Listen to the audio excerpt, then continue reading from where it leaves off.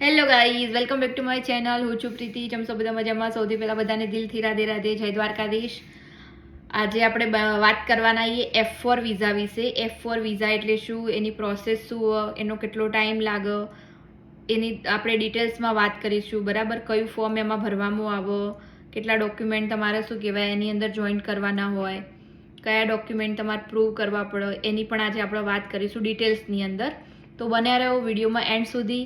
અને એક તમને ગુડ ન્યૂઝ પણ આપીશું કે શું કહેવાય, એ ગુડ ન્યૂઝ સાંભળતાની સાથે ઘણા બધા લોકોના નિરાહતનો શ્વાસ લેશે આજે. બરાબર, તો ગુડ ન્યૂઝ ખૂબ જ સરસ હાલ પૂરતી.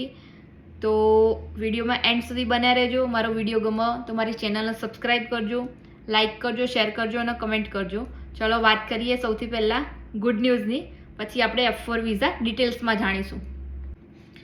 તો સૌથી પહેલાં આપણે વાત કરી લઈએ ગુડ ન્યૂઝની. તો ગુડ ન્યૂઝ એ કે ફર્સ્ટ ડે જ્યારે ડોનાલ્ડ ટ્રમ્પ 20 જાન્યુઆરીએ શપથ ગ્રહણ કરતાની સાથે જ બર્થ રાઇટ સિટીઝનશીપ નાબૂદ કરવાના ઓર્ડર ઉપર એમને હસ્તાક્ષર કર્યા હતા. હાલ પૂરતો એ ઓર્ડર ફેડરલ જજની અંદર ગયો હતો, ફેડરલ કોર્ટની અંદર ગયો હતો અને ફેડરલ જે જજ હતા એમને હાલ પૂરતા એ ઓર્ડરને બ્લોક કરી દીધો. તો જે લોકો અત્યારે ફેમિલી પ્લાનિંગ એમનું ચાલી રહ્યું, જેનું ઓલરેડી બેબી આવવાની તૈયારીમાં, કે જે બેબી બિચારું 4-5 મહિનાનું થયું હોય, બરાબર, એ લોકો માટે ખૂબ જ સારા સમાચાર. એ લોકો માટે કહેવાય ને, આમ એ લોકોએ નિરાતની રાહત લીધી હશે હવે. હાશ કે અમારું જે પણ બાળક હવે આવવાનું હોય, જે લોકો ઓલરેડી યુએસની અંદર એમનું જે બાળક હશે એ અહીંનું સિટીઝન થઈ જશે, જ્યાં સુધી આનું કોઈ ફાઇનલ શું કહેવાય ચુકાદો નહીં આવે ત્યાં સુધી. એનું કારણ કે ઘણા બધા એવા લોકો જે શું કહેવાય આ નિયમની વિરુદ્ધ હતા કે એને નાબૂદ ના કરો બર્થ રાઇટ સિટીઝનશીપને. બરાબર, 50% લોકો એવા કે જે એના વિરોધમાં હતા, ડોનાલ્ડ ટ્રમ્પની વિરોધમાં, કે આની પર તમે હસ્તાક્ષર ના કરો. તો ખરેખર હું પણ ખુશ છું એ બધા લોકો માટે થઈને કે એ લોકોને એમનું જે બી બેબી હશે અહીંયા યુએસની અંદર સિટીઝન થઈ જશે. હવે જ્યાં સુધી એનો ચુકાદો ના આવે ત્યાં સુધી જેટલા પણ બાળકો આવી રહ્યા એ એમનું નસીબ. જે લોકો થઈ ગયા, જે લોકો રહી ગયા. હવે જોઈએ શું થાય શું નહીં. ચલો, એ તો દૂરની વાત છે, કારણ કે હાલ એનો ચુકાદો આવવાનો નહીં, વાર લાગશે હજુ ચુકાદો આવતો. તો આજે આપણે વાત કરવાના છીએ F4 વિઝાની. એક બેને કમેન્ટ કરી હતી કે F4 વિઝા વિશે તમે એક વિડીયો બનાવજો, તો આપણે આજે એના વિશે વિડીયો બનાવવા જઈ રહ્યા છીએ. હું બનાવું ગુલાબજાંબુ. તમારા બધાને ગુલાબજાંબુ ખાવા હોય તો તમે આવી શકો મારા ઘરે.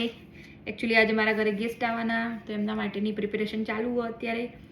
મારો કૃષ્ણ સૂઈ ગયો, તમે કીધું ફટાફટ બનાવી દઈએ ગુલાબજાંબુ, અને ગુલાબજાંબુ બનાવતા બનાવતા વિડીયો પણ બનાવી દઉં હું એક.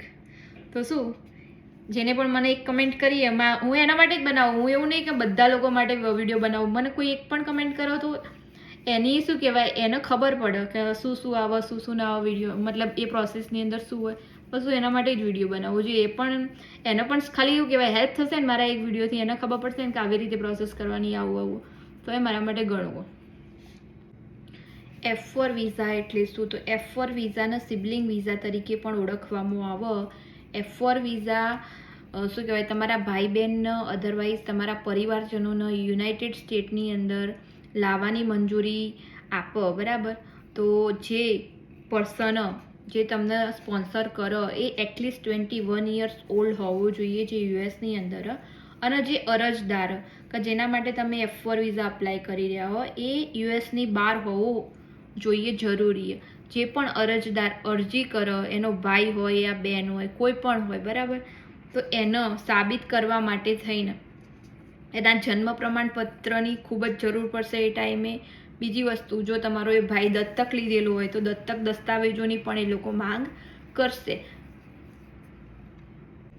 હવે આની પ્રોસેસ શું હોય કે તમે F1 વિઝાને કેવી રીતે શું કહેવાય પ્રોસેસ કરી શકો, મતલબ કેવી રીતે અપ્લાય કરી શકો, શું શું પ્રોસેસ એની અંદર આવે.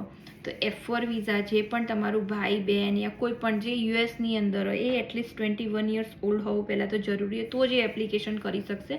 અધરવાઇઝ એપ્લિકેશન કરી શકે નહીં. જો એ 21 યર્સ ઓલ્ડ હોય તો એને સ્પોન્સરશિપનું જે ફોર્મ આવે I-30 કરીને, એ ફોર્મ એને ભરવું પડે. ફોર્મ ભરીને એને USCICમાં જમા કરાવવાનું હોય. જો USCIC એને મંજૂરી આપો, બરાબર, તો આગળ પ્રોસેસ થાય. અને મંજૂરી ના આપો, માની લો કે નકારી પણ શકો એ ફોર્મને. એવું જરૂરી નહીં કે મંજૂરી આપી જ દે. અત્યારે બહુ બધા ફોર્મ વેટિંગમાં પડ્યા સ્પોન્સરશિપવાળા, મતલબ જે ભાઈ બહેનને બોલાવવાના, શું કહેવાય, હજારોની અંદર નહીં, લાખોની અંદર ફોર્મ પડ્યા યુએસની અંદર લાઇનમાં, બરાબર. તો એ લોકો અરજી સ્વીકારી પણ શકે અને નકારી પણ શકે. જો માની લો કે USCIS તમારી અરજી સ્વીકારી લે, મંજૂર થઈ જાય, તો તમને નેશનલ વિઝા સેન્ટર NVC કરીને અહીંનું જે સેન્ટર એ તમને એક પેકેજ મોકલો, જેની અંદર તમને એક મેસેજ મોકલવામાં આવે કે તમારે આ ડોક્યુમેન્ટ અને આ દસ્તાવેજો તમારે આમાં ભરીને રિટર્ન મોકલાવવા પડશે. સોરી, રિટર્ન મોકલાવવા પડશે નહીં, પણ જે એને લખીને મોકલ્યું હોય જે પેકેજની અંદર, બરાબર, કે તમારે આ પ્રમાણપત્ર અને આ દસ્તાવેજો તમારે સબમિટ કરવાના છે. હવે આવો અરજદારનું કામ કે જેને શું કહેવાય હોમ કન્ટ્રીમાંથી યુએસની અંદર જવાનું હોય એની વાત કરીએ તો એને જ્યારે એ પેકેજ મળે ત્યાર પછી એને DS-260 કરીને ફોર્મ આવે, એની એપ્લિકેશન કરવાની હોય. એ એપ્લિકેશનની અંદર તમારે આ બધા દસ્તાવેજો, તમારા જન્મના પ્રમાણપત્ર, એ બધું એમાં દર્શાવીને તમારે એમાં સબમિટ કરવાનું હોય.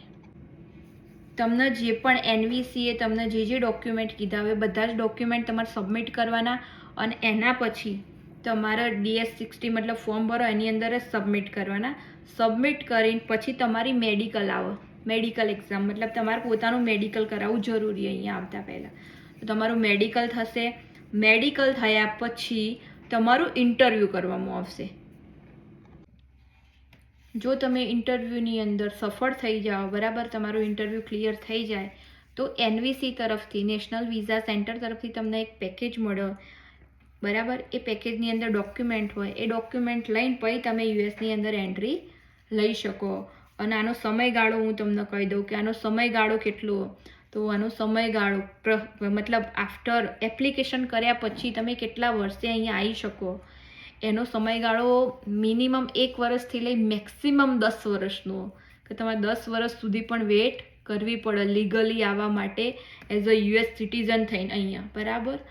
તો આ પ્રોસેસ એટલી છે ઇઝી, પણ આમાં તમારે રાહ બહુ જોવી પડશે, કારણ કે બહુ, મેં તમને કહ્યું ને, લાખો ફોર્મ પડ્યા પેન્ડિંગની અંદર આવા, કે જે લોકોએ એપ્લિકેશન લગાવીને રાખી અને બિચારા વેટ કરે કે ક્યારે અમારો નંબર આવશે, ક્યારે અમારો નંબર આવશે.